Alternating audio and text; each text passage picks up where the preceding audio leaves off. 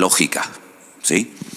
Mandamientos que incluso muchas constituciones de muchas naciones pues tienen leyes que están basadas, sin darse cuenta, queriendo o sin querer, en esos mandamientos que entran dentro de un sentido común: el no matarás, el no robar, el no cometer actos delictivos, ¿no? Todo eso está basado en el código moral de la Biblia, ¿verdad?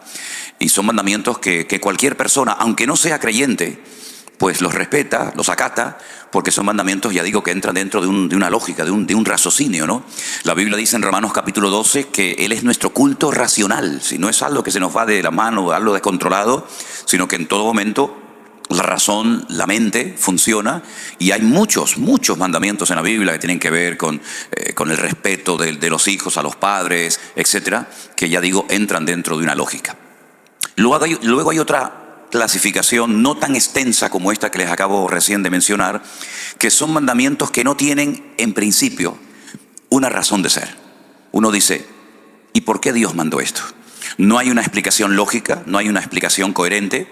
Hay algunos mandamientos, sobre todo en el Antiguo Testamento, que podríamos meterlos en esta clasificación, pero son mandamientos que Dios los mandó para probar la obediencia de su pueblo. Porque cuando obedecemos y estamos de acuerdo con lo que se nos ordena, es fácil obedecer.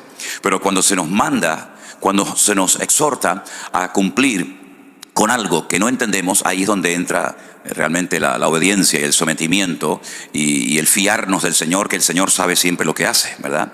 Por ejemplo, uno de esos mandamientos en el Antiguo Testamento consistía en no comer carne con productos lácteos. Por ejemplo, si usted va a Israel, usted no puede pedir nunca, después de tomar un filete de carne, un café con leche, porque está totalmente prohibido. Le cerrarían el bar inmediatamente, el restaurante, a una persona que sirviera después de comer carne, leche, ¿verdad? Está prohibido la mezcla de productos lácteos, tanto en el postre como el café, con la carne. Pero luego hay otros mandamientos que son muy bonitos, que son mandamientos que el Señor los dio para recordar. Y ahí entran las famosas fiestas. La fiesta de la Pascua, pues es una fiesta para recordar, según el contexto judío, la liberación de la esclavitud de Egipto. Y todos los años celebran la fiesta de la Pascua, y ahora hablaremos un poquito más de ella, porque de ahí arranca esta celebración, ¿verdad? Luego, 50 días más tarde, tienen una fiesta que se conoce con el nombre de Pentecostés, la fiesta de las semanas, Shavuot, donde ellos recuerdan que 50 días después de haber salido de la esclavitud en Egipto, al pie del monte Sinaí, el pueblo de Israel recibió un regalo, la Torá, la ley. Al finalizar casi el año, ya llegando cerca del mes de octubre, tienen una fiesta de obligatorio cumplimiento, que es la fiesta de los tabernáculos o la fiesta de Sukkot, donde ellos recuerdan que fueron peregrinos en el desierto durante 40 años. Y hay muchos mandamientos que son para recordar. Así que estas son las tres grandes clasificaciones de los mandamientos en la Biblia. Mandamientos que entran dentro del sentido común, de la lógica, mandamientos que son para obedecer, aunque no los entiendas, y mandamientos que son para recordar. El Señor Jesucristo nos dio el mandamiento. Yo quiero que, si tienen su Biblia a mano y quieren venir conmigo, en la última cena, Él repartió el pan y el vino a sus discípulos. Recuerden que la noche que el Señor fue entregado, recuerden por favor que la noche que el Señor Jesucristo participó de la Santa Cena, esa misma noche lo prendieron y lo llevaron, bueno, primeramente a la casa de Anás y Caifás, después a la fortaleza de la Antonia, donde vivía el gobernador de la región de Judea, Poncio Pilato, y así estuvo, como decimos por allá, del tingo al tango, llevándolo de un sitio a otro, ¿verdad?, hasta que finalmente lo condenan a muerte. Esa noche que el Señor fue entregado era la noche de Pesaj, la noche de la Pascua, ¿vale? Los judíos recordaban y siguen recordando hasta el día de hoy uno de los mayores acontecimientos de la historia. Y fue como el Señor sacó a casi 2 millones de personas de un pueblo, del yugo de un imperio terrible, como era el imperio de los egipcios, ¿verdad?, del cual nunca iban a salir.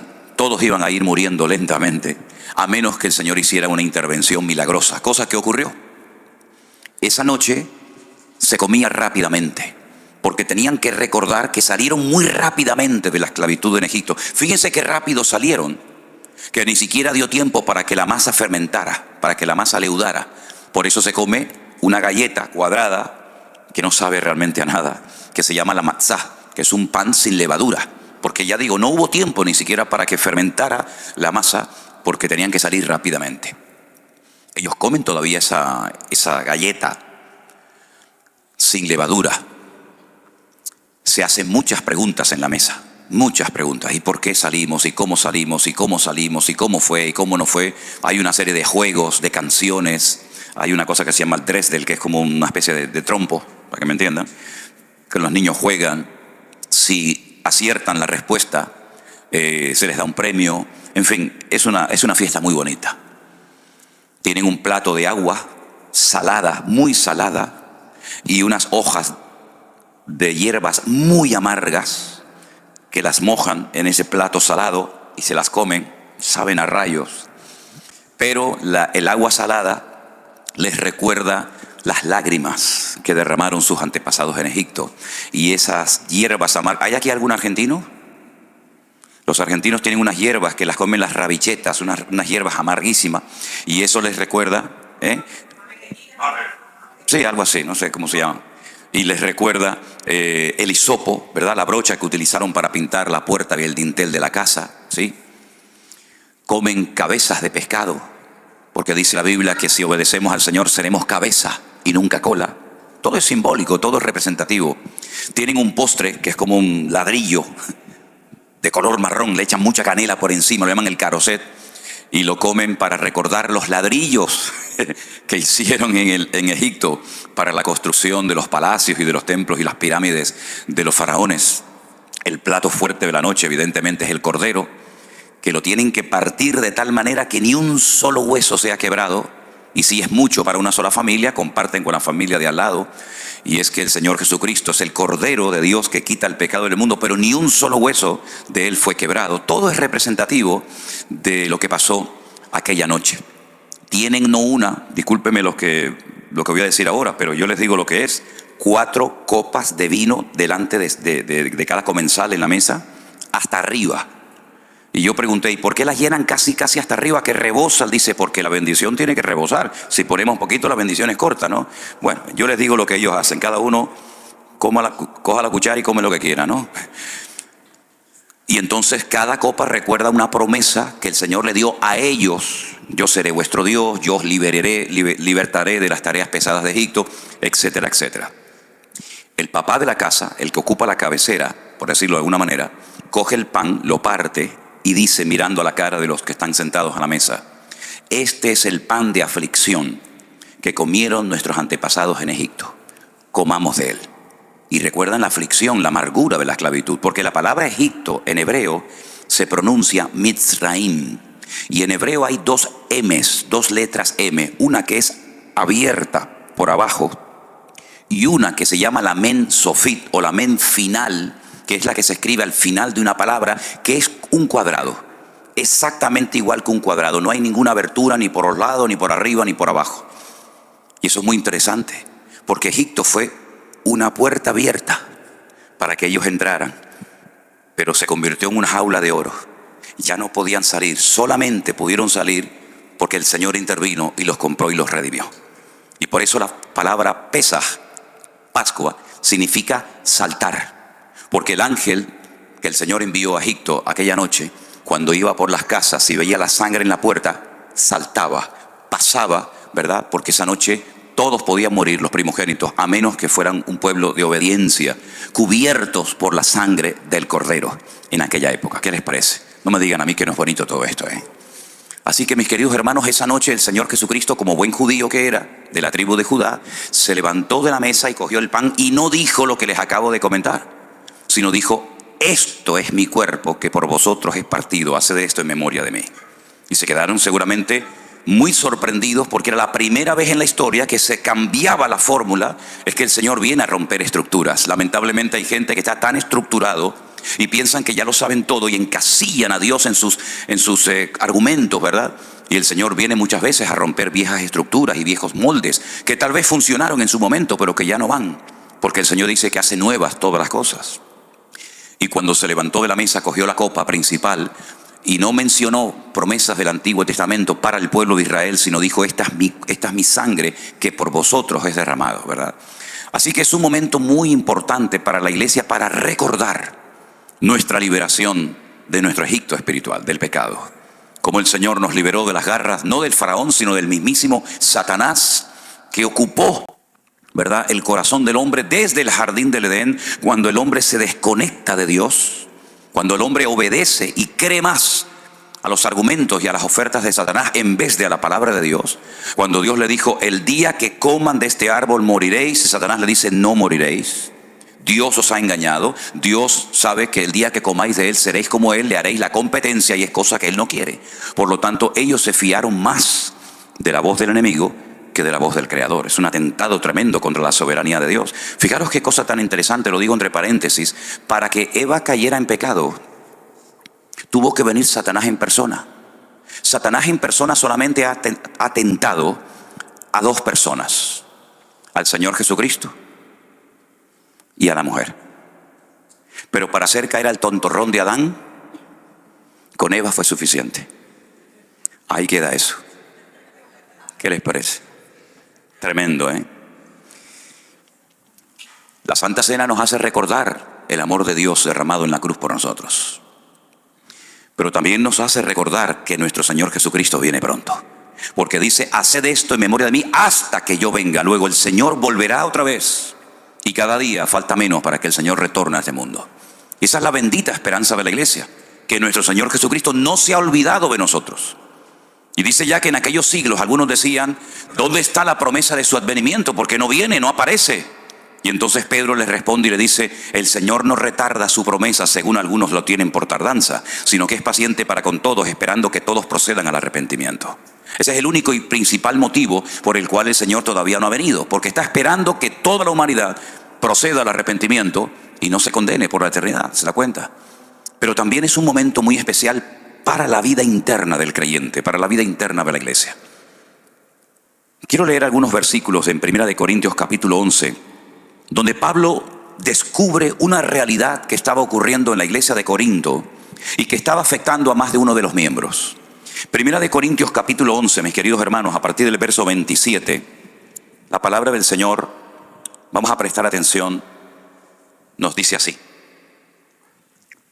De manera que cualquiera que comiere este pan o bebiere esta copa del Señor indignamente, será culpado del cuerpo y de la sangre del Señor.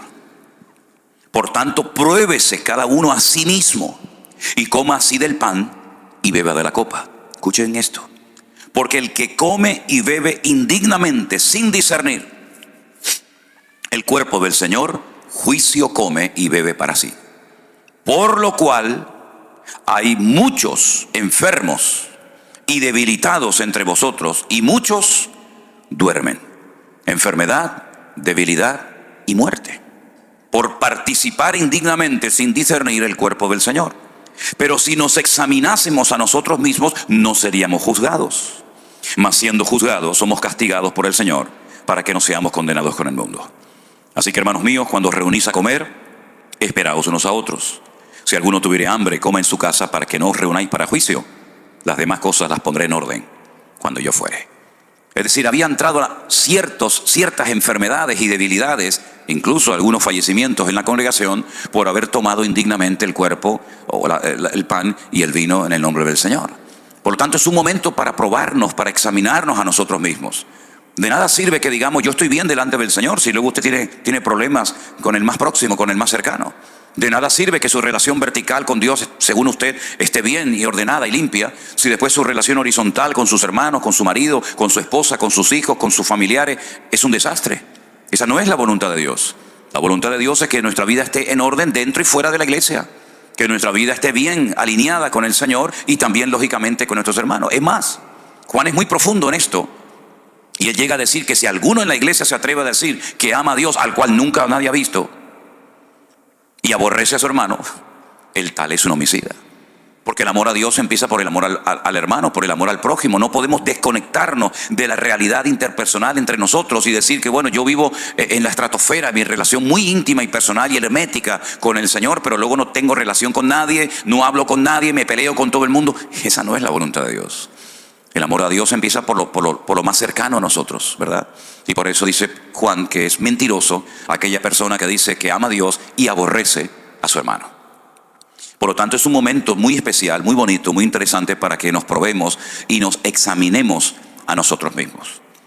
La iglesia de Corinto era una iglesia con muchos dones, pero con poco fruto. Y aquí tiene que haber un equilibrio. Si usted dice que tiene muchos dones, pero luego no se manifiesta el fruto del Espíritu Santo en su vida, aquí hay un desorden. Y la palabra shalom, que es la palabra paz, viene de shalem, que es equilibrio. Tiene que haber un balance, tiene que haber un equilibrio, ¿verdad?, entre el don, el fruto y el don, y ambos se complementan. Dice que el apóstol Pablo le decía a los hermanos de Corinto: nada os falta en ningún don. Wow, tremendo, ¿eh? Nada os falta en ninguno de los dones. Y él menciona 9.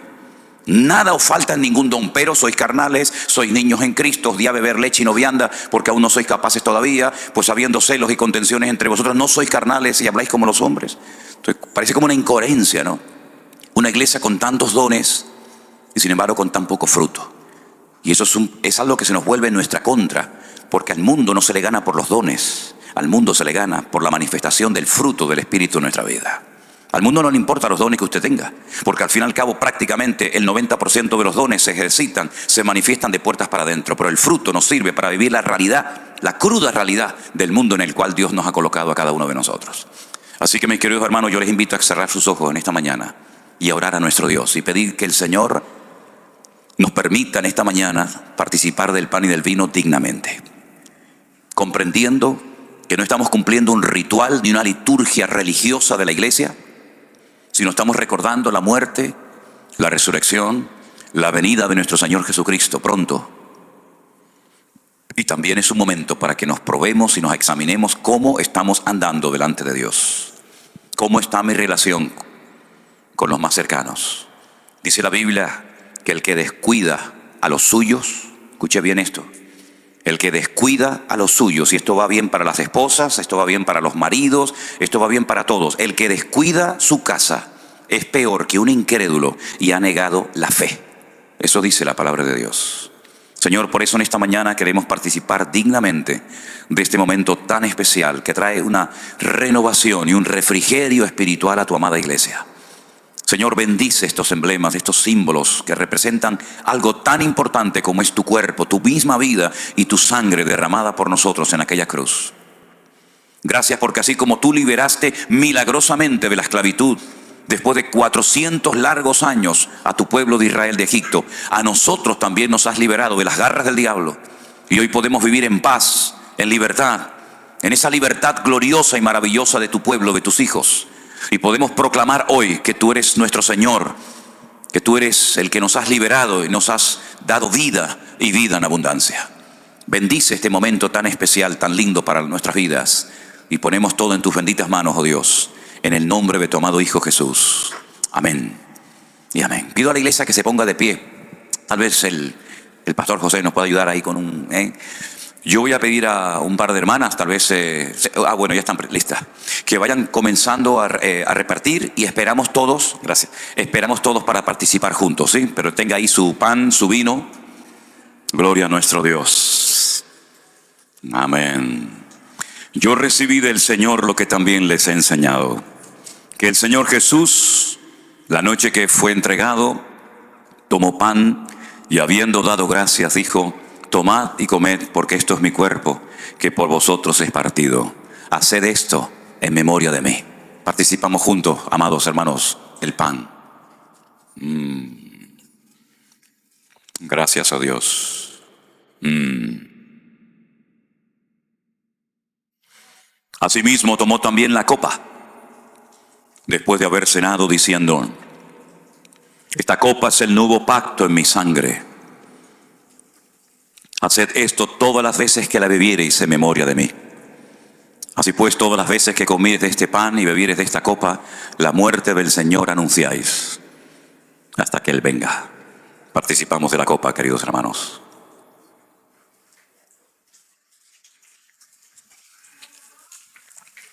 Gracias, amado Dios. Minutos más tarde, el Maestro, nuestro Señor y Salvador Jesús, se fue al huerto de Getsemaní y de rodillas postrado ante el Padre le dijo: Padre, pasa de mí esta copa, mas no se haga mi voluntad sino la tuya. Y esa copa representaba para él muerte, humillación, desprecio. Pero Él fue a la cruz porque sabía que era la única manera de que el hombre pudiera volver a conectarse con su Padre, con el Creador del universo. Fue tan terrible lo que pasó en el jardín del Edén, fue tan doloroso, que el Padre tiene que mandar a su Hijo unigénito al mundo para que ocupe nuestro lugar en la cruz, para que todo aquel que crea en Él no se pierda, mas tenga vida eterna. Fíjense las consecuencias del pecado. Fuimos nosotros, sí, nosotros, tú y yo, los culpables de que Él tuviera que morir de aquella manera tan terrible. Pero gracias a Él, aquello no quedó simplemente en una manifestación tremenda del amor de Dios, sino que al tercer día se produjo el acontecimiento más glorioso en toda la historia de la humanidad. ¿Saben cuál fue? La resurrección del león de la tribu de Judá. Mataron al cordero, pero el león... ¿Pueden dar un aplauso al Señor en esta mañana? ¡Aleluya! ¡Amén! ¡Amén! Gracias, Señor. Fuerte ese aplauso a nuestro Dios. ¡Aleluya! Te alabamos. Te adoramos, Señor. Bendito seas. Bendito sea tu nombre, Señor. Amén. Amén. Pueden tomar asiento, mis hermanos. ¿Cuántas medidas se tomaron para que no saliera de la tumba? Nunca se habían tomado tantas medidas para que un muerto no saliera fuera. 16 soldados romanos armados hasta los dientes para cuidar a un muerto. Un precinto romano que no se podía quebrantar, y si se hacía era bajo pena de muerte. Una piedra de más de 4.000 kilos en la puerta para tapar la tumba para que no saliera. Para un muerto. Yo creo que en el fondo sus enemigos tenían temor de que volviera a la tumba, de que volviera de la tumba a la vida. Y saben una cosa, y quiero que lo tengan esto bien claro. Cuando María Magdalena fue al sepulcro bien temprano en la mañana, dice que la piedra estaba removida, pero la piedra no se movió para que él pudiera salir. No, la piedra se movió para que ella pudiera entrar. Es diferente. Claro, es que si no se mueve la piedra, ¿por dónde sale? No hay problema en eso. Él traspasaba las paredes. Pero dice la Biblia que cuando esta mujer salió corriendo a la casa donde estaban sus discípulos orando o temblando, llorando, les dijo: está vivo, lo he visto. Y salieron corriendo. Salió corriendo Pedro y Juan. Juan llegó pero no entró. Pero fíjese ahora lo que voy a decir. Dice que Pedro entró, vio y creyó. Fíjese los verbos. Entró, vio y creyó. Entiendo los dos primeros, pero el tercero, entró, está claro. Vio, vale. ¿Pero qué fue lo que vio para creer? Dice que vio los lienzos puestos allí. ¿Saben lo que yo hacía cuando me iba de casa para que mi padre pensaba que estaba en la cama durmiendo? Cogía 2 almohadas, las metía así debajo, como la película de Alcatraz. ¿Vio la película de Alcatraz? Entonces pasaba así y miraba el bulto y dice: bueno, el niño está durmiendo. El niño estaba en la Patagonia, ¿no? Los lienzos no explotaron, ¡pum!, y ahí salió el Señor, sino que estaban exactamente igual de bien colocados, como si el Señor estuviera dentro. Solamente lo que le pone en la cabeza lo dobló, lo puso a un costado, pero el resto estaba como si estuviera él dentro. Y por eso cuando él entra y él ve aquello totalmente cerrado, él vio y él creyó, porque es imposible que pudiera salir si no hubiera traspasado aquella sábana para la honra y la gloria del Padre. Y no solamente vio eso, sino que cuando entró al sepulcro vio el resto de lo que le amortajaba, bien dobladito, puesto en un lado. Y todo lugar donde hay orden, allí está el Señor. Pero donde hay desorden, Dios no está. Pablo dice: esto lo enseño en todas las iglesias. Nuestro Dios es un Dios de orden y no un Dios de confusión, como en todas las iglesias de la época enseñamos. Nuestro Dios siempre nos muestra que es un Dios de orden en todo, en la economía, en la familia, en la iglesia, cuando se manifiestan los dones del Espíritu Santo, en todo lo que hacemos en la vida. Tenemos que manifestar, tenemos que exteriorizar la esencia de nuestro Dios, que es nada más y nada menos que el orden. Dios puso orden desde el Génesis 1:1 hasta el amén de Apocalipsis. Todo es orden, orden, orden en los sacrificios, orden en los animales, orden en la familia, orden en el tabernáculo, orden en el templo, orden en la iglesia, orden hasta en la gran tribulación puso orden. Y dice, ahora viene esto, después viene lo otro, ahora son los sellos, ahora son las trompetas, ahora son las copas, ahora es el anticristo, ahora el falso profeta. Y hay un orden hasta en el peor tiempo de la historia, ¿verdad? En el caos, en medio de ese caos hay un orden, porque Él es el que controla la historia. Y por eso nuestras vidas tienen que reflejar orden desde los pies hasta la cabeza. ¿Cuántos dicen amén? Gloria a Dios. Y Él estableció que en un momento puntual de la vida los padres iban al templo a presentar a sus hijos al Señor. Y hoy hay algunos padres que quieren presentar, son 3 niños los que van a presentar, a Christopher, a Alejandra y a Juliana. ¿Y los papás de ellos están aquí? ¿Sí? ¿Pueden pasar un segundito los papás con sus hijos, por favor? Gloria al Señor, qué bueno. ¿Quién es Christopher? Este es Christopher. No. Pase, si hubiera. Por favor. Alejandra, Alexandra y Juliana, ya viene. Ok, gloria a Dios, qué bueno. Ahí viene Alexandra, o Juliana, perdón. Qué bueno. La responsabilidad de criar a los hijos no es del gobierno, no es del Estado. La responsabilidad de enseñar la palabra de Dios e instruir a los niños desde temprana edad no es de la iglesia, la escuela dominical, ni del colegio, ni de la universidad. La responsabilidad recae sobre los hombros de los padres. Así que, si usted verdaderamente quiere poner en práctica lo que dice la palabra de Dios, tendrá que preguntarse, ¿qué le voy yo a transmitir espiritualmente a mis hijos? Porque el mejor regalo que le podemos dar a los hijos, aparte de ropa y estudios y todo eso, es la instrucción bíblica. Porque con eso usted puede salvar a su hijo por la eternidad. Ahora son niños, ahora juegan y saltan y brincan, pero llegará el momento cuando tendrán que tomar sus propias decisiones y se casarán y tendrán familia. Esa es ley de vida. Pero ahora es cuando se pone la base. Ahora es cuando se pone el fundamento. Y la Biblia dice que 2 hombres se pusieron a construir una casa. Uno la construyó muy rápido. Esas cosas que son muy rápidas a mí me dan miedo, porque las cosas de Dios tienen que ir paso a paso. Como dicen los italianos, piano piano se va lontano, ¿no? Y construyó su casa. Y el otro también la construyó. Tardó un poquito más, pero al final las 2 casas estaban levantadas. Ay, amigo. Pero cuando sopló el viento, cuando subió el nivel del agua y la lluvia dio con ímpetu contra las paredes de aquella vivienda, una de las 2 se desmoronó. Y literalmente dice la Biblia, y fue grande su ruina. La otra permaneció.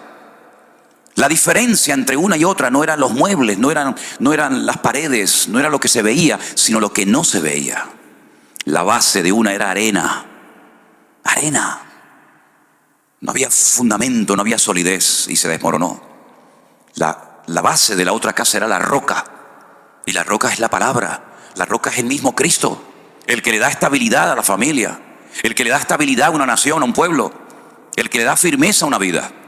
¿Verdad? Por eso dice la palabra de Dios que el que oye la palabra y la olvida y no la pone en práctica es como el hombre que construyó su casa sobre la arena. Pero el hombre, la familia, el hogar, el matrimonio, que pone su vida sobre la roca, sobre la palabra de Dios, dice que es el hombre prudente, el hombre sabio, porque tiene visión de futuro. Hoy podemos sonreír y saltar y brincar y alabar a Dios, pero la vida da muchas vueltas, muchas vueltas. Hay naciones que de la noche a la mañana pasaron de un momento de paz a un momento de guerra. Hay familias que pasaron de una fiesta alegre y gozosa a un momento de tragedia. La vida da tantas vueltas, tantos cambios. Y lo que nos va a mantener firmes, ¿saben lo que es? La palabra de Dios, la presencia del Señor en nuestra vida. Por eso presentar a los hijos al Señor es una bendición, es algo precioso, algo bíblico. Pero tengan en cuenta que la estabilidad y los conceptos y los principios y todo eso lo van a aprender en la casa, que es la primera escuela de la vida. En la Biblia el papá era el responsable de transmitir el conocimiento a los hijos. Los hijos aprendían y aprenden hoy en día a leer la Biblia en la casa antes de ir a la escuela. El conocimiento se lo transmite el papá al hijo. Los primeros versículos, los primeros capítulos, los primeros libros de memoria que saben los niños, se los enseña el papá. Pero la mamá, que se llama en hebreo, de la cual viene la palabra emuná, le enseña, le transmite la fe. Por eso Pablo le decía a Timoteo: Timoteo, la fe que tienes ahora habitó primeramente en tu abuela Loida y después en tu mamá Eunice, y estoy seguro que en ti también. La mamá transmite la fe, que es el cordón umbilical que nos conecta con Dios. Ya estaba ese niño, ya estaba esa niña conectado con su madre a través del cordón umbilical, ¿verdad? Y por ahí le pasaba el alimento, y por ahí le pasaba todo lo que necesitaba para fortalecerse. Y ahora la mamá sigue conectado con ese hijo de una forma diferente, pero transmitiéndole la fe, por la forma como habla, por la forma como actúa, por la forma como reacciona. La mamá es la que aporta la fe al niño, y el papá el conocimiento. ¿Ustedes están dispuestos a trabajar en equipo para criar a estos hijos? Bendito sea Dios. Vamos a ponernos una vez más de pie, hermanos, y bendecimos a estos niños y a estas familias. Que Dios les guarde y les bendiga. Y que sean niños sanos, que te amen, Señor, y te sigan todos los días de su vida. Y que le des muchísima sabiduría a los padres, Señor, para que puedan en el nombre de Jesús criar a sus hijos en el temor de Dios. Guárdales de malas influencias, guárdales en la escuela, guárdales de malas amistades, Señor. Guárdales de peligros y accidentes. Que tus ojos estén abiertos de noche y de día sobre estos hogares, sobre estos papás.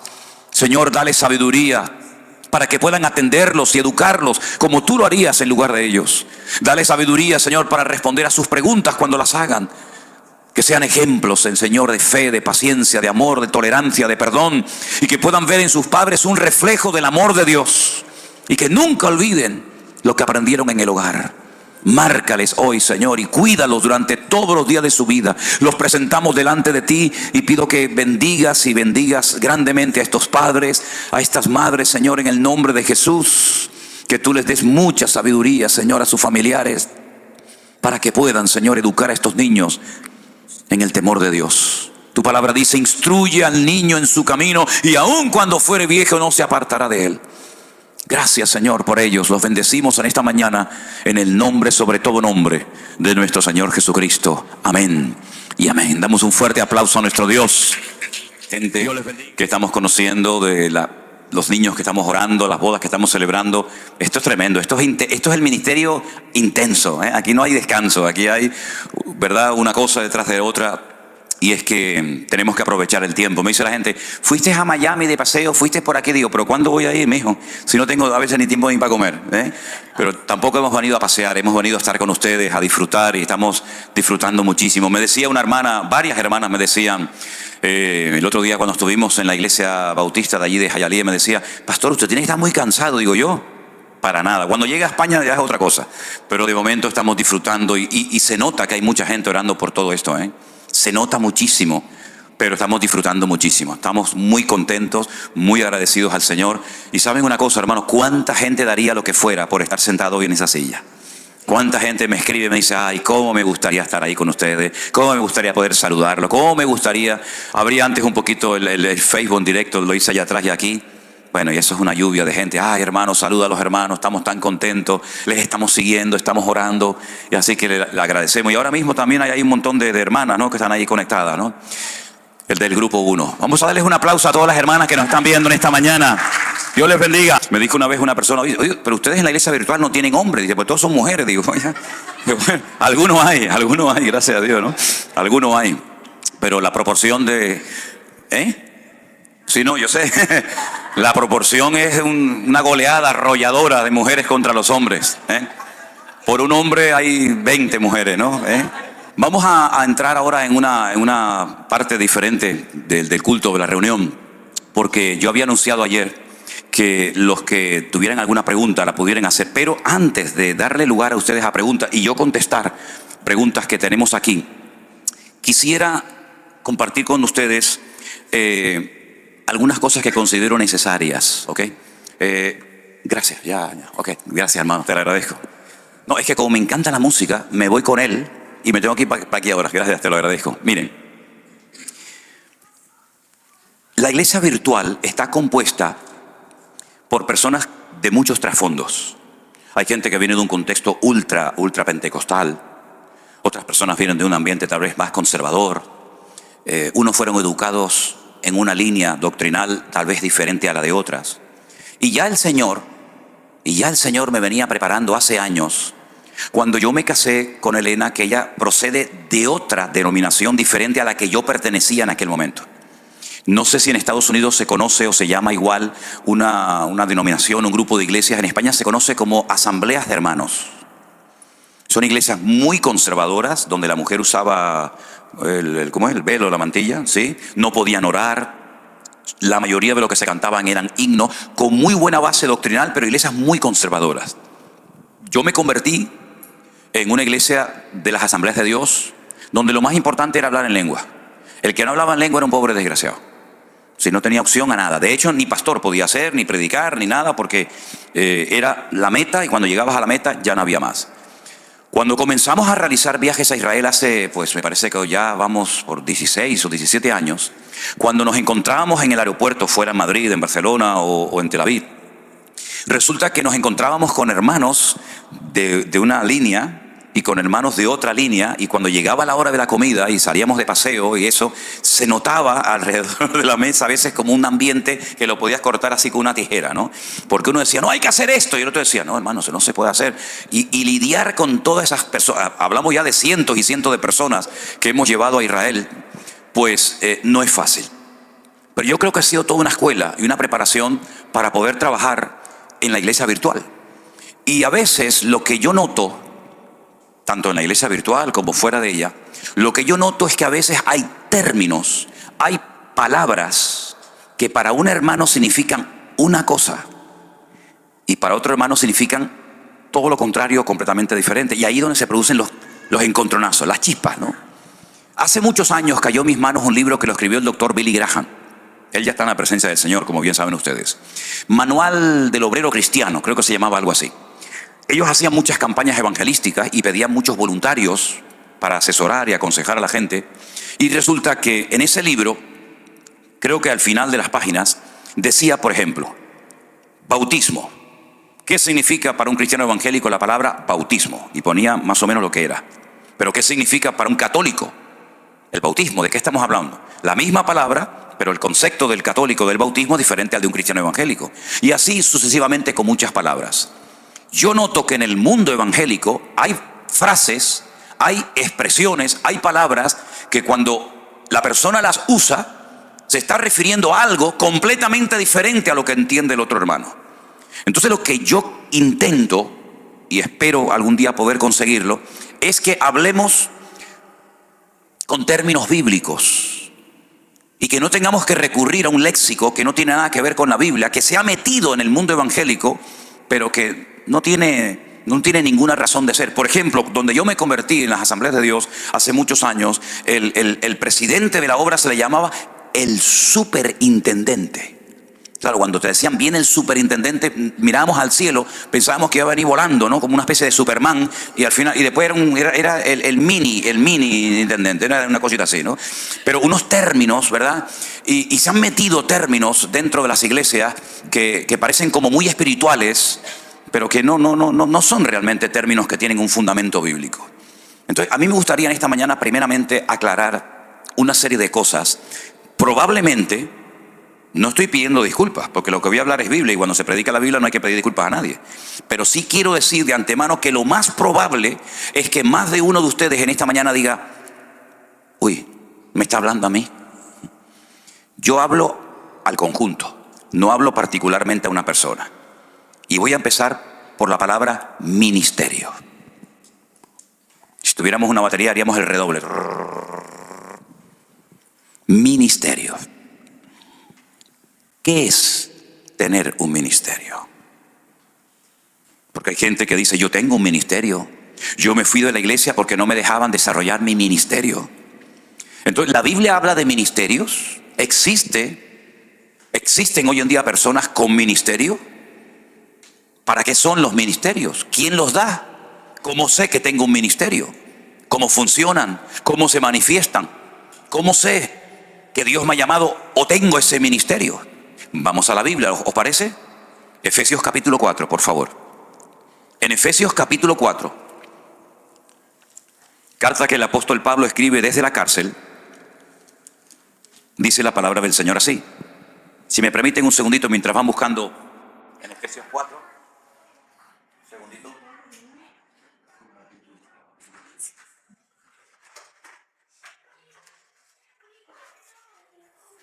Porque tengo que grabar esto, ¿sí? Entonces lo puedo poner, por ejemplo, por ahí.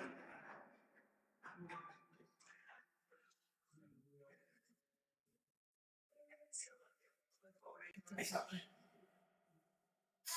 Vamos a ir a Efesios capítulo 4 y vamos a leer algo muy interesante que tiene que ver con esto que vamos a definir en esta mañana, el ministerio. Efesios capítulo 4 dice a partir del versículo 11. Efesios 4, 11. Él mismo constituyó a unos apóstoles, a otros profetas, a otros evangelistas, a otros pastores y maestros.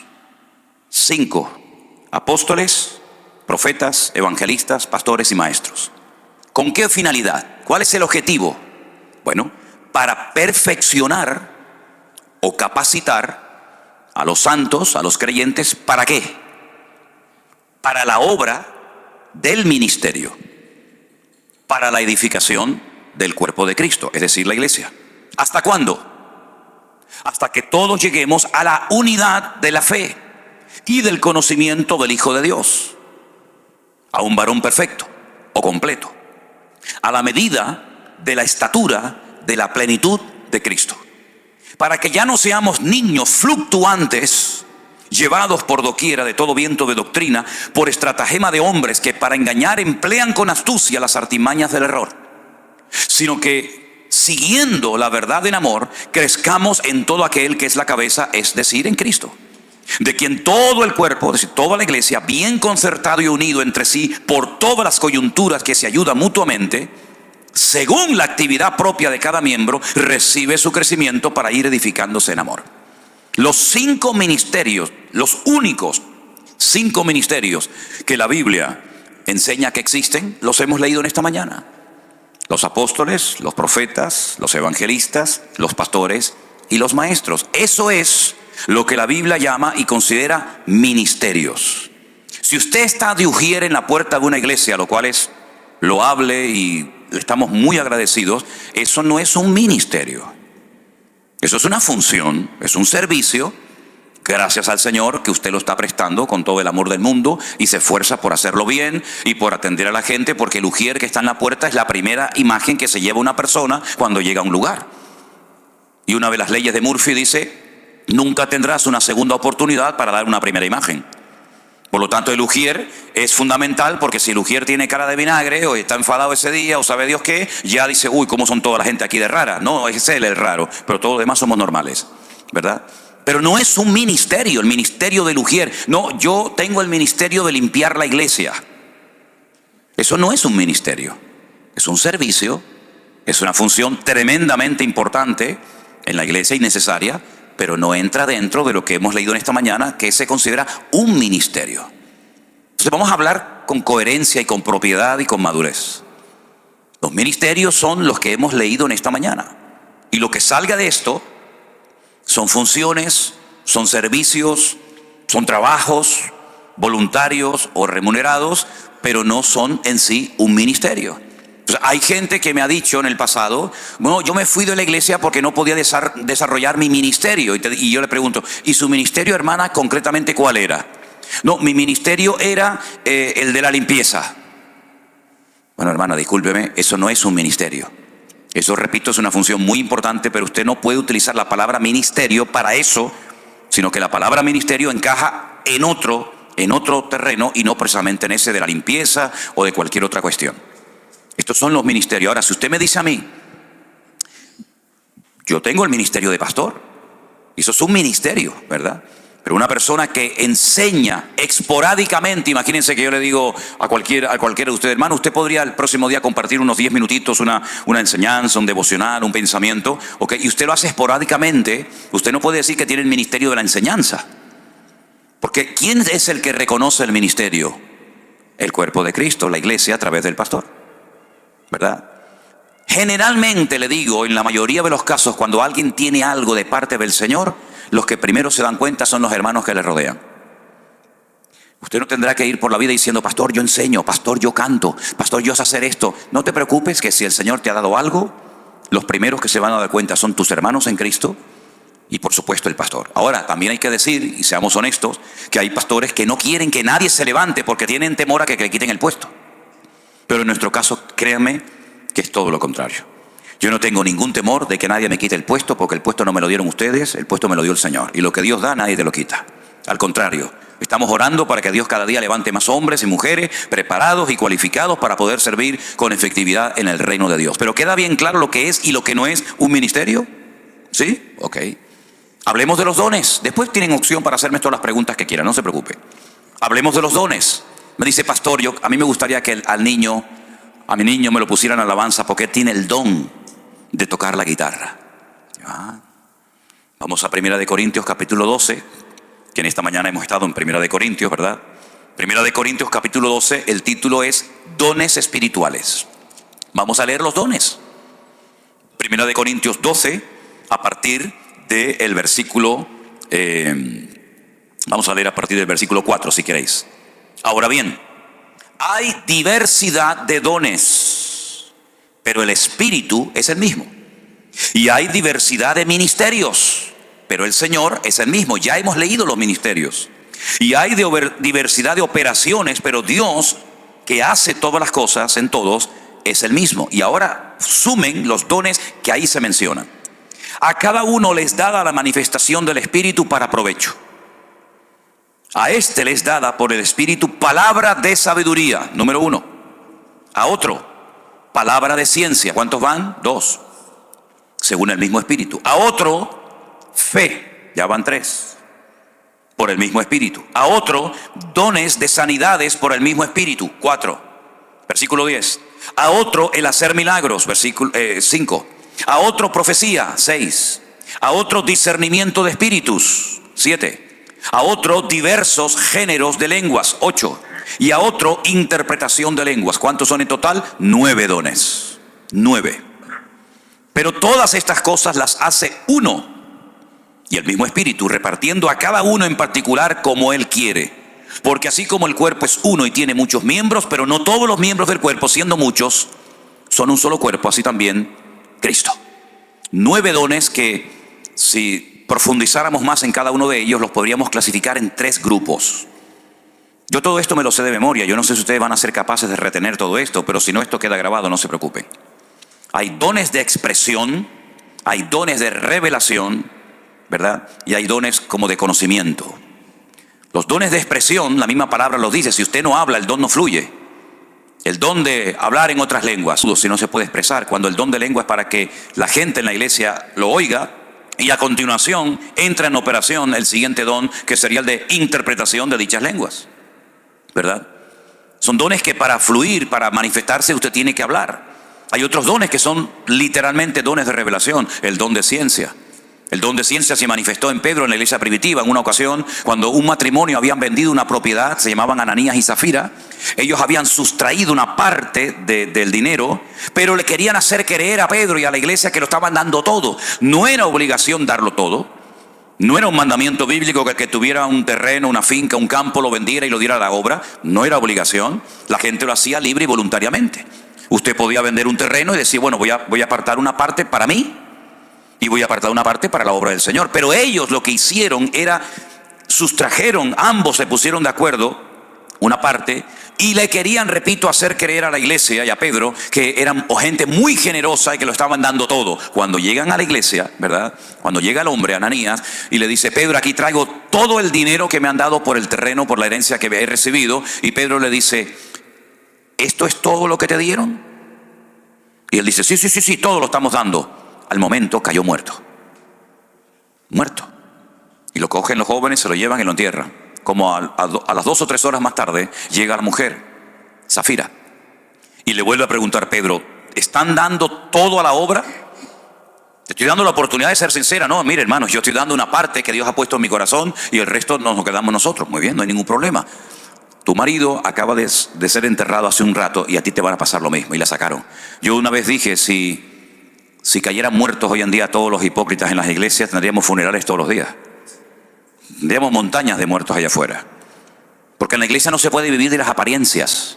Con la apariencia podemos engañar y manipular las cosas a las personas, pero no podemos engañar a Dios, porque Dios sabe en el fondo lo que eres y lo que no eres, lo que tienes y lo que no tienes. ¿Se da cuenta? Ese es el don de ciencia. ¿Cómo sabía Pedro que estaban engañando? Porque Dios se lo reveló. Ese es el don de ciencia. Cuando le dijo el profeta Eliseo a Giesi, ¿de dónde vienes? ¿Yo? Yo no he ido a ninguna parte. Sí. Tú se has ido detrás de Naamán, ahora el que el Señor ha sanado de lepra. Quiero decirte que por tu avaricia, porque yo no te mandé y tú le dijiste a él que yo te mandaba para que nos diera algo, y tú cogiste lo que él te dio, lo escondiste creyendo que nadie te veía, y quiero que sepas que tú y toda tu descendencia para siempre seréis leprosos. Y la lepra de Naamán se te pegará a ti y a tu descendencia. Son cosas tremendas que ocurren en la Biblia, ¿verdad? Y eso es don de ciencia. Todos los dones se ven en operación en la vida del Señor Jesucristo. Absolutamente todos los dones. Pero ¿dónde está el don de tocar la guitarra? ¿No hay satanistas que tocan muy bien la guitarra? ¿No hay ateos que tocan muy bien la guitarra, el piano, la trompeta, el saxo, la batería o lo que sea? Eso es un talento. Eso es un talento, no es un don, porque el don es instantáneo. ¿Lo tiene o no lo tiene? El talento hay que tratarlo, hay que cultivarlo. Si usted quiere aprender a tocar un instrumento, si usted quiere aprender a cantar, si quiere aprender a un idioma diferente, usted tiene que trabajar, tiene que estudiar, tiene que esforzarse. Así que el talento se va cultivando paulatinamente, es progresivo, el don es instantáneo, ¿verdad? Aunque la persona evidentemente no sea perfecta. Así que no hablemos, no atribuyamos a personas que tienen el don de esto o el don de aquello, porque los dones ya los hemos leído esta mañana, pero hay otra lista en Romanos capítulo 12 de otros dones que ahí se mencionan.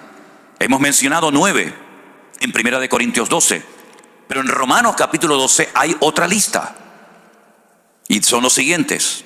Aquí se mencionan unos cuantos más. Romanos capítulo 12, versículo 4. Porque de la manera que en un cuerpo tenemos muchos miembros, pero no todos los miembros tienen la misma función, así nosotros, siendo muchos, somos un cuerpo en Cristo y todos miembros los unos de los otros. De manera que teniendo diferentes dones según la gracia que nos es dada, ahora este sí se repite.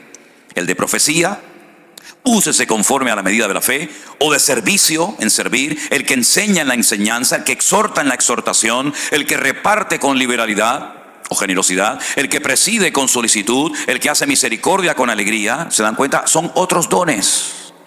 Tal vez no tan conocidos como los de 1 Corintios 12, pero al fin y al cabo no dejan de ser dones del Espíritu Santo.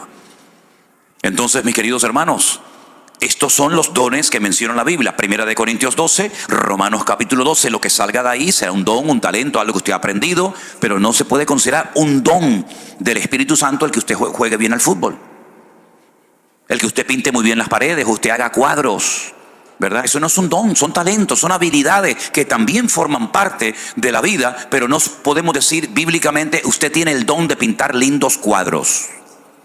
Es un gran pintor, pero eso no es un don del Espíritu Santo, ¿ok?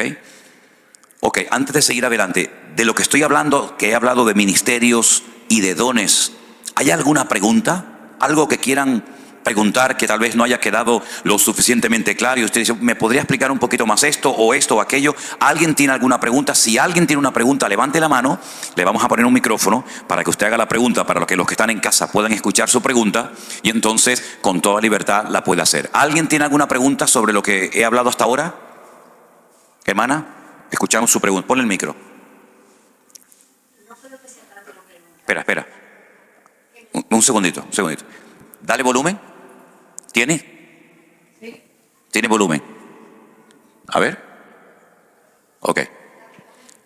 Adelante. Es como una duda que yo tengo, algo que yo veo. Mira, en predicaciones, Sube el volumen, hermano, del micrófono. personas que hablan en lengua cuando están predicando, que de cada 3 segundos se van a hablar en lengua, continúan con la prédica y vuelven otra vez a hablar en lengua y vuelven otra vez y siguen con la prédica. No sé, a mí como que yo lo veo, I don't know. Entonces también noto que fuerzan a veces, que hacen los llamados para forzarte, que vayas al frente y forzarte a que hables en lengua. Eso es algo que a mí como que me choca, de que vengan hermanos, pasen adelante, abran sus bocas, empiecen, que ya van a hablar. Y yo me quedo mirando, eso es... Eso no es bíblico, eso es presión. Y en la iglesia no se tiene que presionar a nadie a nada. Las cosas en la iglesia fluyen solas por convicción y no por presión. Yo he estado en cultos, yo he presenciado cultos donde la persona que se le dice que tiene que hablar en lengua no habla, y resulta de que entonces le dice, bueno, repita conmigo. Y yo digo, ¿cómo que repita conmigo? Y entonces ya le enseñan 4 o 5 palabras o frases, y entonces ya ha sido bautizado en el Espíritu Santo. Un aplauso al Señor. Oiga, ya somos mayorcitos, ¿sí? Eso no es así. En la Biblia no hay ni un solo caso de ningún apóstol, de ningún discípulo, de nadie que presionara a una persona para hablar en lengua. De hecho, Pablo en 1 Corintios dice, ¿hablan todos lenguas? No. ¿Son todos apóstoles? ¿Tienen todos dones de sanidad? El Señor reparte como Él quiere. ¿Por qué se ha hecho un sobreénfasis a ese don en particular y no a otros? ¿Por qué no se dice, a ver, vamos a orar para que todos en la iglesia tengan don de servicio? Nunca he visto eso en ninguna iglesia. Vamos a orar para que todos tengamos el don de misericordia o de exhortar. Pero sin embargo se ha hecho un sobreénfasis desde hace unos siglos a esta parte, porque nació aquí en los Estados Unidos un movimiento, ¿verdad?, de que lo importante, lo trascendental, lo fundamental era hablar en lenguas. Incluso se llegó, como dije estos días, a crear toda una teología diciéndole y haciéndole sentir sin querer mal a algunos hermanos que si no hablaban en lengua no eran personas lo suficientemente espirituales. Y no podían ni siquiera ejercer ninguna función dentro de la iglesia, ni siquiera en el ministerio sirviendo al Señor, ¿verdad? Presionar a una persona para que hable en lenguas es un disparate, no es bíblico, no es correcto. Y además no hay una obligación, no hay un deber de que todo creyente tiene que hablar en otras lenguas. No hay una obligación, no es algo prioritario, algo fundamental, en absoluto. Es uno de tantos dones que hemos leído en esta. Y otra cosa, dice el apóstol Pablo, y hay todo un capítulo que es el 12 y el 14 de 1 Corintios, que dice, si entran en la iglesia y todo el mundo está hablando en lengua, ¿no dirán que estáis locos? Si la gente nos critica injustamente, bueno, lo aguantamos, pero lamentablemente a veces hay iglesias que parecen circos. Y la gente entra y dice, estos son los cristianos. Uno haciendo el pavo, el otro haciendo el pollo, el otro la gallina, el otro saltando, el otro dando vueltas en círculo como si estuviera en trance. Lamentablemente a veces no se da una imagen digna del evangelio, sino parecen personas que están desquiciadas, locas, fuera de sí, que han perdido el control. Cuando la Biblia dice, eres nuestro culto racional. Eso no significa que estoy lleno del Espíritu. Muchas veces, mire, yo estaba predicando una vez en una iglesia en Canarias, y mientras predicaba la gente venía corriendo, se tiraban al suelo y empezaban a gritar como locos, a patalear. Y yo miraba al pastor para ver si el pastor ponía un poco de orden y me decía, siga hermano, siga. Pero claro, ¿cómo voy a seguir si me están interrumpiendo la predicación? Dios está hablando con su palabra y viene Dios a interrumpir su palabra. Es una incoherencia. Y él decía, es que están cayendo bajo el fuego del Espíritu. Muchos de los que se manifestaban allí no era por el Espíritu de Dios, estaban endemoniados, así de claro como se lo digo. Entonces, ¿cuántas veces por falta de conocimiento, por falta de tacto, por falta de sabiduría, se hacen cosas que uno piensa que están bajo la influencia del Espíritu Santo y son auténticas locuras y entran en carnalidad? Yo fui a predicar una vez a una iglesia y delante de mí había una señora que después de una alabanza empezó a decir, como si estuviera profetizando, ¿no? Pueblo mío, así dice el Señor. Bueno, vamos a ver. Dice, ustedes los pentecostales son mis favoritos, son los que yo más quiero. Y todo el mundo, imagínate, una iglesia pentecostal, que el Señor diga, entre comillas, que somos que eran los favoritos. Imagínate, eso fue como si fuera metido un gol en su equipo de fútbol favorito, ¿no? ¿Cómo que favorito? Si la Biblia dice que Dios no hace acepción de personas. Yo pensaba que el pastor le iba a decir, hermana, se lo diría en público, hermana, disculpe, eso que ha dicho es un disparate, eso no es de Dios. Eso no es de Dios. Pero no le dijo nada. Entonces muchas veces falta tacto, falta sabiduría, falta conocimiento de la palabra, y muchas cosas que se le atribuyen al mover del Espíritu Santo no tienen nada que ver con el mover del Espíritu Santo. Fui una vez a una iglesia y había una persona que estaba haciendo el mismo ruido que una gallina cuando va a poner un huevo. Igual. Y yo decía, bueno, a ver si pone huevo ya de una vez. Y le digo, ¿qué le pasa a este hombre? Y dice, no, es que está bajo el poder del Espíritu Santo. Y el otro haciendo el león, porque estaba imitando al león de la tribu de Judá. ¿Dónde está eso en la Biblia? Son auténticos disparates, y eso es lo que vende, eso es lo popular, eso es lo que a mucha gente le gusta, pero no tiene nada que ver con el mover genuino del Espíritu Santo de Dios, en absoluto, para nada. Además, cuando una persona habla en lengua en la iglesia, tiene que haber interpretación. Dice, si no, calle. Y por turnos, no todo el mundo como locos hablando al mismo tiempo, sino sea por turnos, si cae el primero y después el segundo. Si hay un orden, y si no hay orden, Dios no está ahí. Dios se mueve en el orden, no en el caos y en el desorden. Eso es lo que dice la Biblia. ¿Sí? Presionar a una persona para que hable en lenguas, por favor, en absoluto. ¿Alguna pregunta más? Allá, ahí, hermano. También por acá. Adelante. Sí, a propósito de eso, pastor. Sí. No es un partido de fútbol, No. No. Las primeras ocasiones que fui a una iglesia, el pastor te ponía la mano en la frente, Sí. y la gente se caía. Ajá. Entonces a mí me lo puse y no me caía. Vale. Me decía, es que no te toca, no tienes el don del Espíritu, no estás sintiendo el don del Espíritu Santo porque no te caes. Yo no me quise caer, o sea, no me caí porque sentí que no estaba tirando. Y eso decía que era un don, el que te tocaran y te cayeras.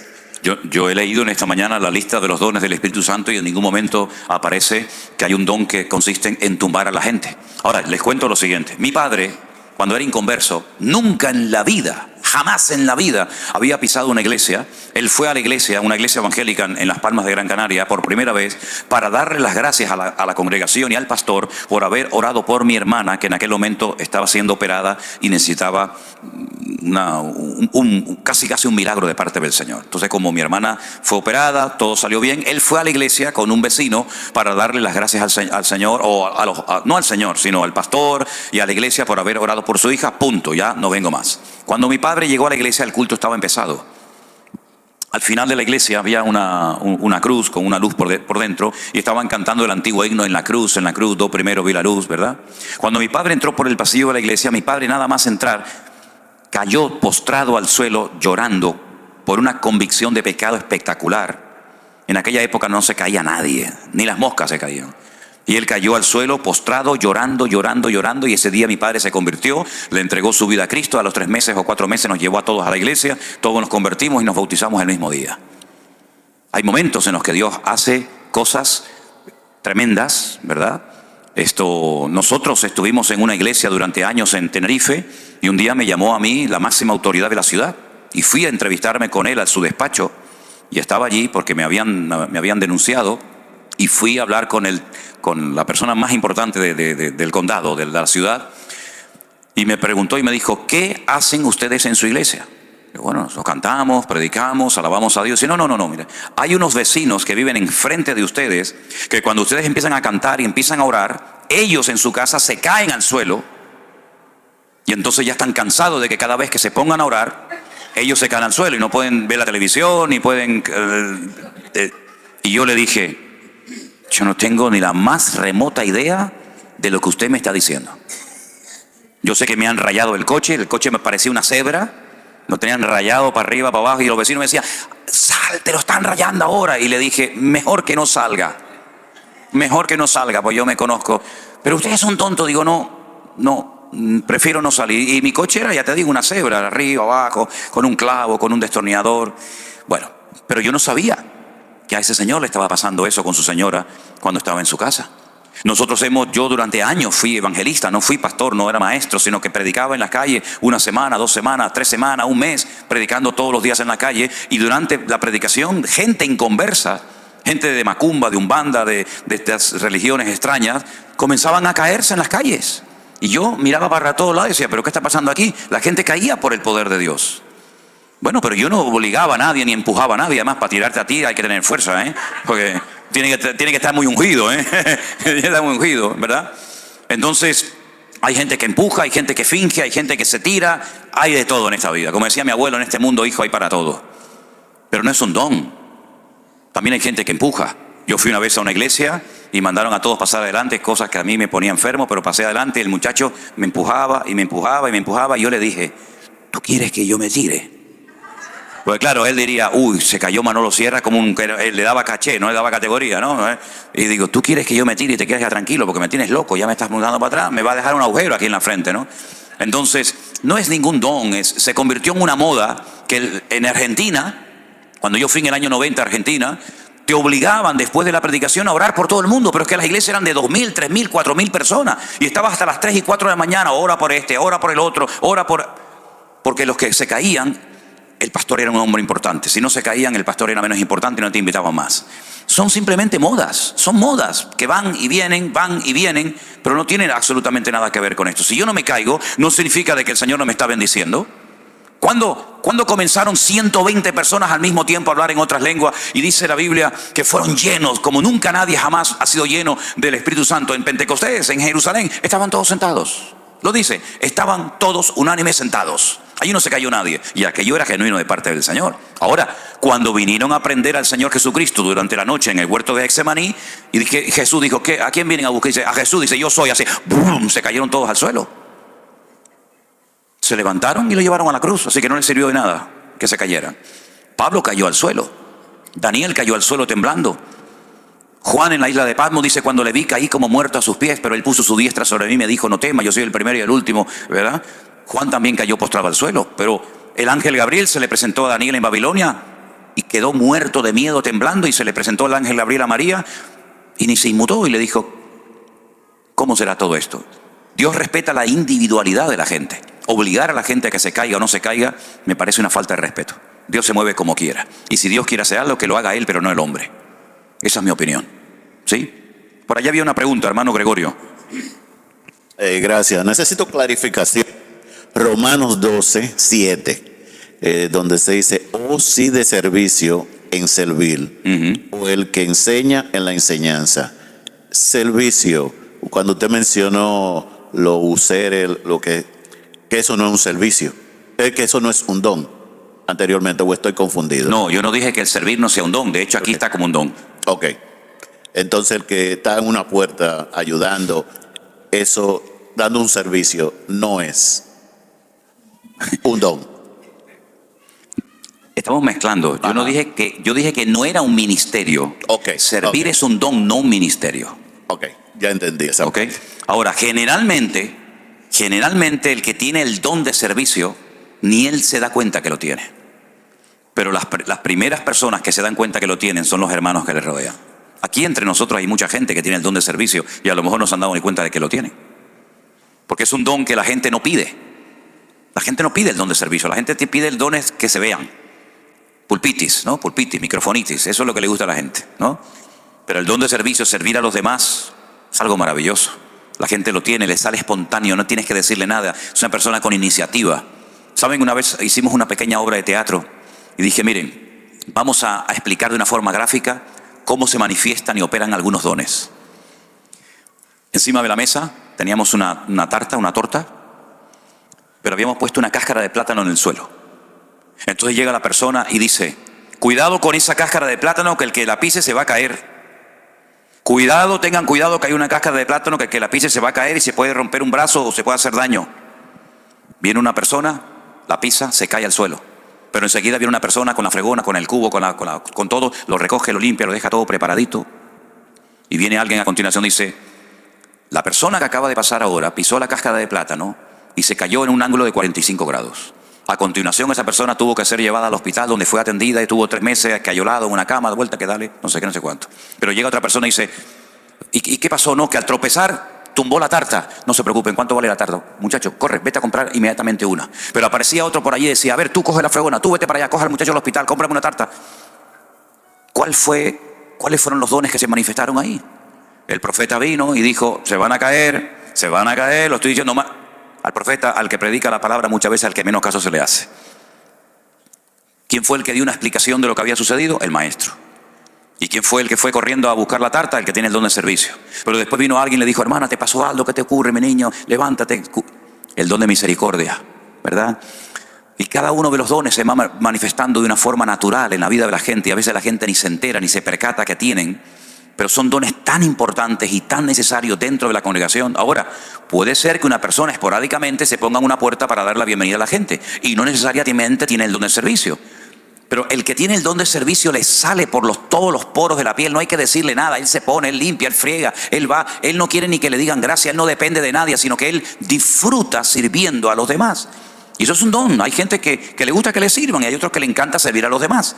Entonces son dones muy hermosos que se pueden terminar convirtiendo en algo que es algo evidente y que la iglesia reconoce de una forma clarísima. ¿Por qué? Porque es algo que sale por todos los poros de su cuerpo y tiene evidentemente un don. Pero no se puede mezclar la palabra don con la palabra ministerio porque son dos cosas completamente diferentes. Digo para hablar con propiedad. Si una persona tiene el don de servir y quiere decir, como lo dicen, yo tengo el ministerio de servir, bueno, dígalo, pero yo le enseñé que la forma correcta de hablar no es esa. La forma correcta de hablar es lo que dice la Biblia, pero después cada uno que haga lo que quiera, ¿sí? ¿Alguna pregunta más? No sé si respondí a su pregunta, hermano Gregorio. ¿Sí? Ok. Déjeme que responda a una pregunta que me mandaron, porque son personas que llevan tiempo esperando una respuesta. Esta pregunta la manda un hermano que se llama Pablo desde Argentina y dice así: pastor, un hermano me dijo que Dios no castiga. Pero yo leo, por ejemplo, en la Biblia, en Apocalipsis, en el libro de Hebreos y en otros, en la versión Reina Valera, y veo que Dios sí castiga. ¿Será que se ha traducido mal la Reina Valera? Quedo a la espera de su respuesta. Dios le bendiga y muchas gracias. Mire, hermano Pablo, le digo lo siguiente. No es cuestión de traducción, no es cuestión de versión, es cuestión de conocer el corazón de Dios. Dios, claro que castiga. Es un Dios de amor. Pero dice la Biblia que Dios también es un Dios justo. Y lo que pasó en Sodoma y Gomorra, ¿quién produjo la destrucción de Sodoma y Gomorra? ¿El diablo? ¿O fue Dios? ¿Quién mandó el diluvio? ¿Satanás? ¿O lo mandó el Señor? ¿Quién fue el que creó el infierno? ¿Satanás? ¿O lo creó el Señor para Satanás y todos sus demonios? ¿No dice la Biblia en la carta del que fuera a los hebreos que Dios al que ama castiga o disciplina? Claro que Dios castiga, pero castiga al desobediente, castiga al pecador, castiga al que no guarda la palabra de Dios. Pero al obediente lo honra, lo premia, lo bendice y lo usa.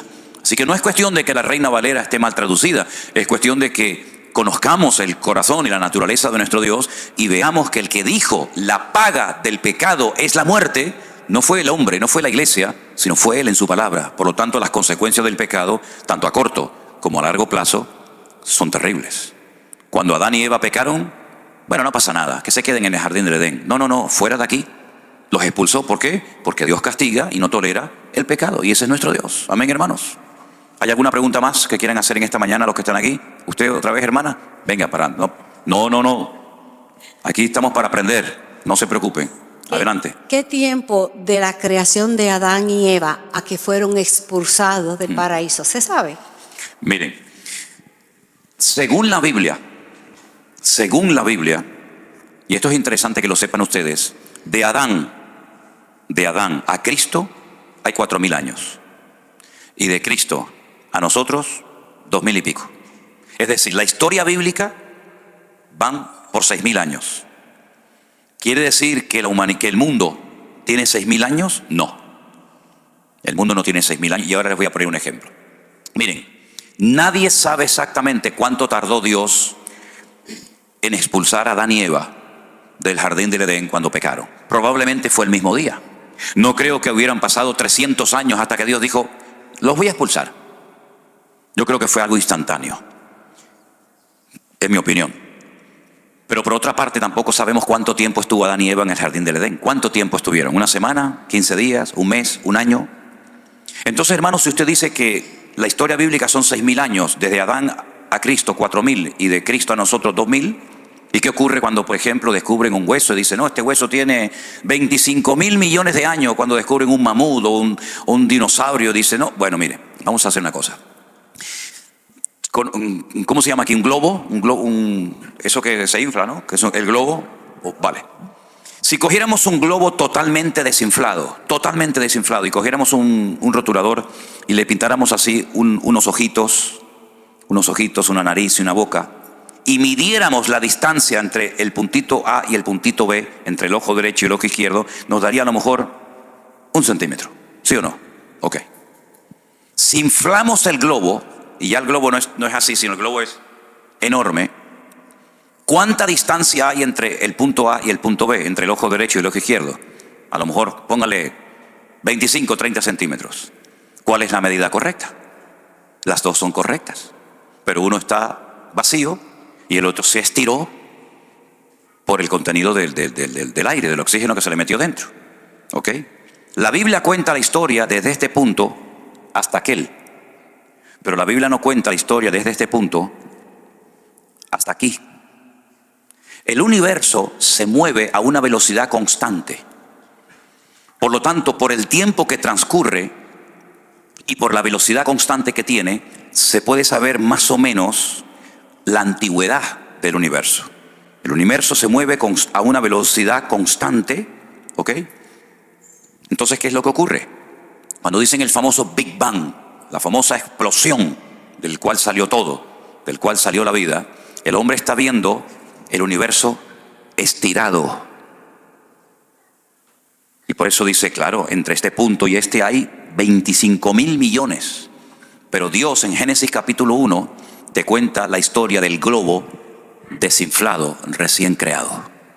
Es como si tú pones aquí un prisma y le entra la luz y te pones al otro lado y dices, bueno, por aquí me salen 7 colores, pero por aquí solamente me llega uno, que es el blanco. ¿Quién está contando la verdad? Depende de dónde estés. Si yo estoy a este lado del prisma, veo que le entra un rayo blanco, la luz del sol. Pero si estoy al otro costado, veo que la luz se ha dividido en 7 colores diferentes. Los dos están contando la verdad, depende del lado en el que te encuentres. Entonces la ciencia no contradice a la Biblia, ni la Biblia contradice a la ciencia. Simplemente que la ciencia mira el globo inflado, el universo estirado por la velocidad constante, y Dios cuenta todo con el globo desinflado, y por eso la cronología de la Biblia es completamente diferente. Por otra parte, no nos olvidemos que hay muchas formas de contabilizar el tiempo. Por ejemplo, ustedes aquí tienen millas, nosotros no usamos las millas, usamos los kilómetros. Ustedes tienen yardas, nosotros tenemos otras medidas. El sistema métrico decimal ustedes no lo usan, usan otro sistema, tanto de peso como de medidas, etc. Pero también el tiempo se puede medir de diferentes maneras. ¿Cuántos calendarios existen? Muchísimos, muchísimos. Está el calendario gregoriano, está el calendario judío, está el calendario chino, está el calendario árabe. Entonces depende del calendario que usemos, estamos en una época o estamos en otra, ¿verdad? El calendario gregoriano, que es el nuestro, ¿quién lo inventó? Un cura, un papa, Gregorio. Y hay un fallo de 4 o 5 años, porque los que inventaron los números que usamos hoy en día nosotros son los árabes. Antes de los árabes se utilizaban los números romanos. Entonces el cero no existía en el número romano, ¿verdad? Y él inventó un calendario, pero ya existía otro calendario. Nuestro calendario gira, el sol queda quieto y es la tierra la que gira alrededor del sol en los dos movimientos, traslación y rotación. Pero sin embargo, el calendario bíblico no gira en torno al sol, sino en torno al ciclo lunar.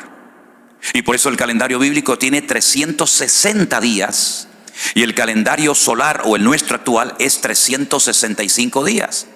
Por eso, para unir ambos calendarios, a veces han puesto lo que se llaman meses preñados. En vez de un año con 12 meses, cada cierto tiempo añaden un 13º para que sea un calendario de 13 meses, para poder unir uno con otro.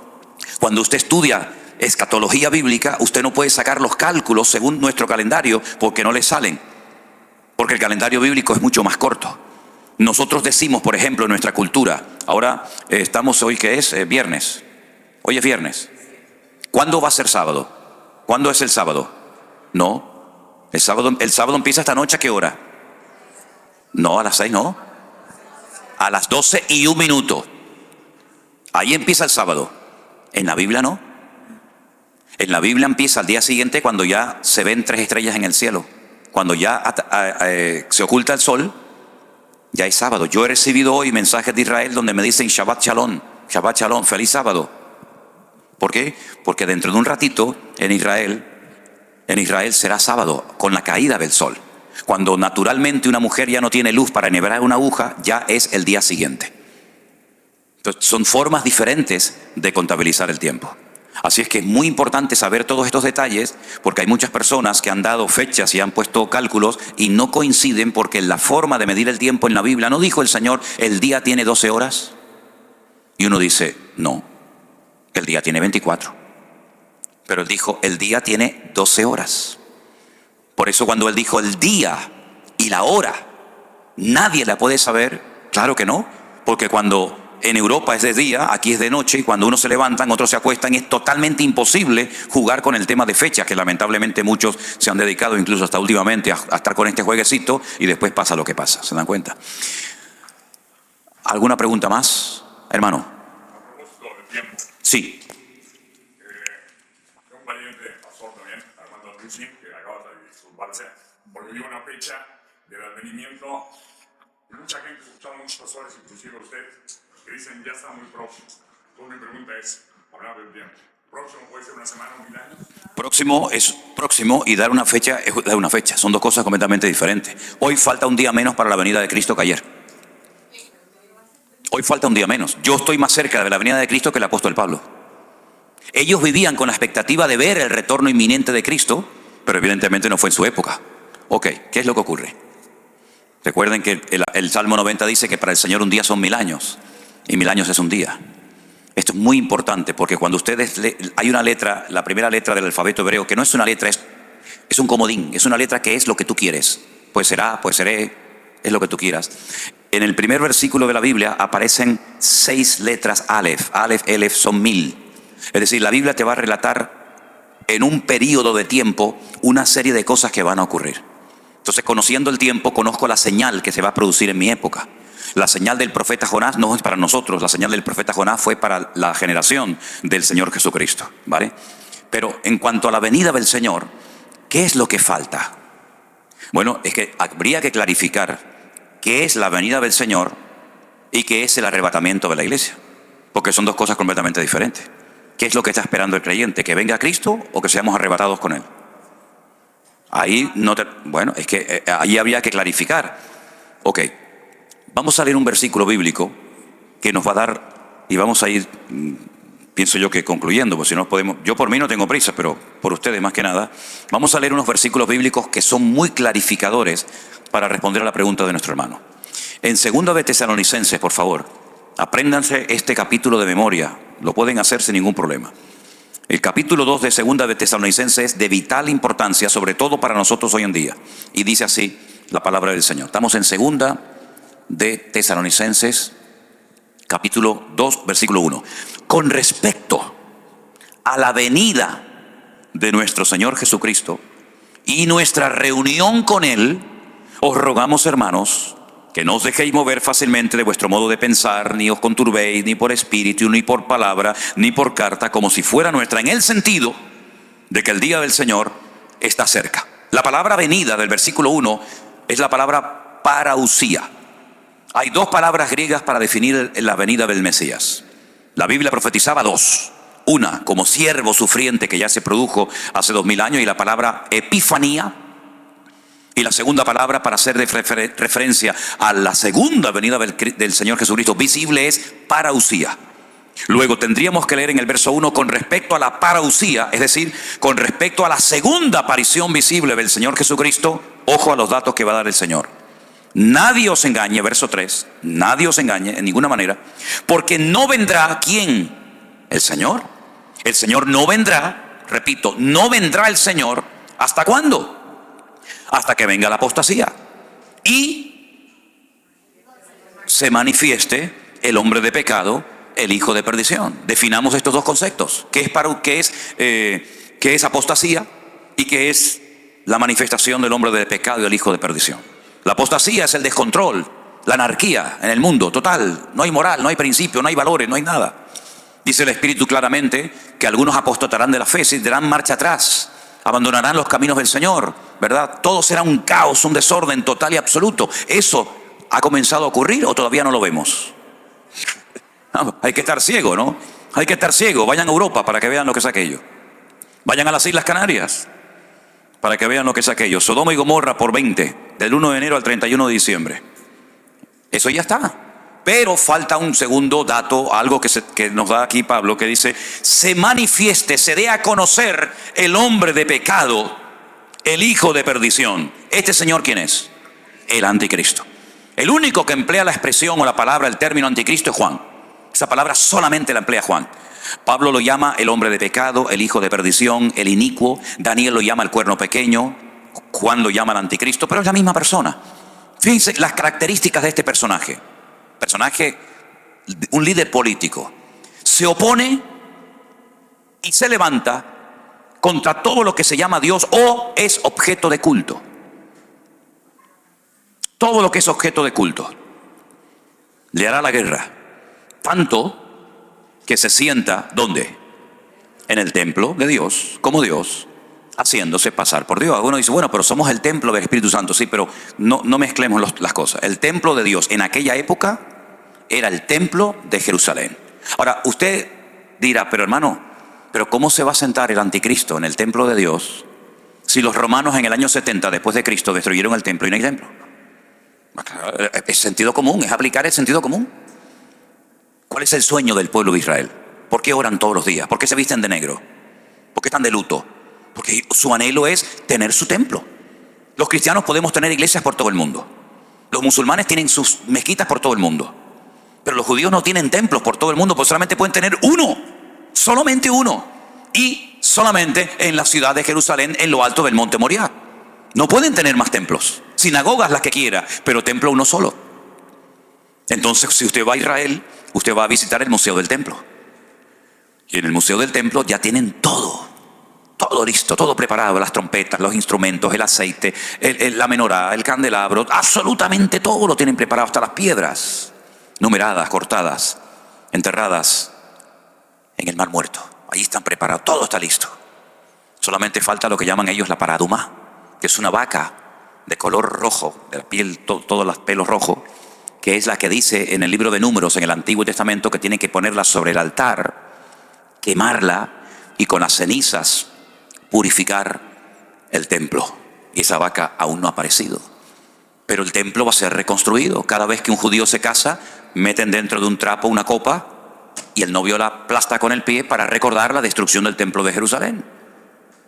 Cuando usted como judío construye una casa y arregla toda la pared, la encala y la pinta y la pone bonita, hay una parte que usted la deja vieja sin arreglar. ¿Para qué? Para que cuando la vea sepa que el templo de Jerusalén está destruido. Todo gira en torno al templo. Están de negro los rabinos porque están de luto. Porque van al muro por la mañana, por la tarde, por la noche. Porque se mueven así, porque lloran, porque gimen, porque oran y claman por la reconstrucción del templo de Jerusalén. Pero ellos no saben, muy pocos saben, que ese tercer templo, el primero lo levantó Salomón, el segundo fue, ¿verdad?, cuando vinieron del cautiverio. No saben que ese tercer templo va a volver a ser profanado. Mateo capítulo 24, Jesús dijo, cuando veáis la abominación desoladora de la cual habló el profeta Daniel, el que lea entienda, la profanación del lugar santísimo, ahí es cuando el anticristo se sienta en el templo de Dios, haciéndose pasar por Dios. ¿No os acordáis que cuando yo todavía estaba con vosotros os decía todo esto? En otras palabras, hay un proceso. Por eso yo muchas veces cuando voy a muchos sitios, todavía no lo he dicho desde que vine a Estados Unidos esta vez, pero lo voy a decir ahora, hoy no va a venir el Señor Jesucristo. Y algunos dicen, ay, lo que acaba de decir el pastor. Bueno, si al final del día nos fuimos con el Señor, estamos allá, les pediré perdón a todos ustedes. Pero si al final del día nos seguimos viendo aquí, entonces yo no me equivoqué. Porque yo sé que hoy no va a venir el Señor Jesús a buscar a su iglesia. Porque todavía faltan algunos detalles que no se han dado y por lo tanto aprovecho el tiempo porque sé que cada vez me queda menos, porque el Señor viene pronto, pero todavía no se han dado los datos, las características para que el Señor aparezca en cualquier momento. Me preguntan muchas veces, ¿y usted cree que el anticristo, este líder político, está por ahí? Yo digo, totalmente convencido. Totalmente convencido. Creo que está por ahí. El anticristo no es un personaje de Hollywood, es un señor con pasaporte, con documentación, con seguridad social, con papá, con mamá, con abuelo, con carne, con huesos. Aún no se ha manifestado y se va a levantar en Europa. El antiguo imperio romano abarcaba desde todo lo que era España, Finisterre, el fin de la tierra, todo lo que es Europa, todo lo que es Oriente Medio y todo el norte de África, todo el Magreb. Eso era el territorio del imperio romano. Por eso las dos piernas de la imagen de Daniel, uno es un continente y otro es otro continente con los 10 dedos que le salían, ¿verdad?, de las piernas, de los pies. Por lo tanto, son muchos detalles que la Biblia nos da para que aquel día no sorprenda como ladrón en la noche. El Señor viene, amén, hoy lo hemos recordado con el pan y el vino, pero todavía quedan algunos detallitos. Claro, yo jamás en mi vida voy a dar una fecha, como algunos dan por ahí fechas. Yo no la voy a dar, pero sí digo que hoy falta menos para la venida del Señor. Si le preguntas a un rabino judío, ¿cuánto falta? Ellos lo están esperando por primera vez, nosotros por segunda. ¿Cuánto falta para que venga el Mesías? Te dice 1 hora. Sí, pero haz el cálculo. Si un día son 1000 años y 1000 años es un día, ¿cuánto es una hora? Bueno, es una regla de 3. Ustedes la sacan, se lo dejo como tarea. Es decir, falta poco tiempo. ¿Qué tenemos que hacer? Aprovechar el tiempo porque los días son malos. Entonces las señales que nos rodean nos indican que el mundo es tan cambiante. Miren lo que pasó en marzo del 2020. Nunca en la historia había sucedido que toda la humanidad, todas las naciones de la Tierra, todos los 5 continentes estuviéramos confinados en nuestros hogares.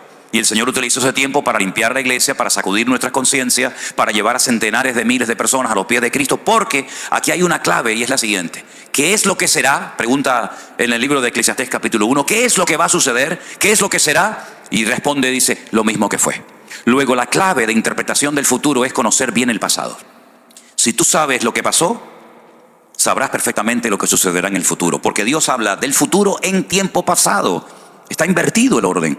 Por eso cuando tú lees la Biblia, te das cuenta que Él te habla en futuro, pero el tiempo del verbo está en pasado. Y cuando te habla en pasado, te está hablando al mismo tiempo en futuro. Bueno, son cosas que yo sé que puede resultar un tanto complicado, pero es muy interesante este tema. Y por eso me da mucha lástima, mucha pena cuando hay gente que dice, es que yo no entiendo el Apocalipsis. De ahí surgió el primer libro de escatología, para que la gente disfrute leyendo el Apocalipsis y no le dé miedo. Y no digan, ay, yo no leo esto porque no lo entiendo. Un caballo que cambia de color y uno que le crea un cuerno por aquí y otro le sale un cuerno por allá. Todo eso tiene una explicación y una razón de ser. Hermanos queridos, se nos ha ido el tiempo volando. ¿Qué hora es? Se nos ha ido el tiempo. Créame, yo podría estar hasta mañana por la noche hablando de esto, porque me fascina todo esto. Y la gente tiene preguntas y preguntas, pero vamos a ponernos de pie en esta mañana, darle gracias al Señor. Porque mire, aunque es imposible dar todo en una sola clase, en un solo culto, lo que está bien claro es lo siguiente. Dios nos ha bendecido tanto y nos está abriendo tanto el entendimiento para que estemos preparados, para que no estemos preocupados, que si tengo esto. Miren, hermano, a mí me da igual cómo me llamen o cómo me traten. Yo sé a lo que Dios me ha llamado y a lo que Dios no me ha llamado. Yo no voy a decir, no, yo tengo el ministerio de esto, yo tengo el ministerio de lo otro. Mire, ustedes sabrán lo que yo tengo y lo que no tengo. Porque al fin y al cabo, lo que Dios nos ha dado, ¿para qué es? ¿Para ponerlo como las medallas de los militares en el pecho y decir, fíjate todas las medallas que tengo? ¿O es para servir al Señor? Si Dios te ha dado algo, es para que sirvas a los demás. Y al que mucho se le da, mucho también se le va a pedir. Por lo tanto, qué tremenda responsabilidad tenemos nosotros hoy en día. Porque Dios nos ha dado tanto, tanto, y lo que queda todavía. Amén, hermanos. Toma la mano del hermano que está a tu lado, si puede ser.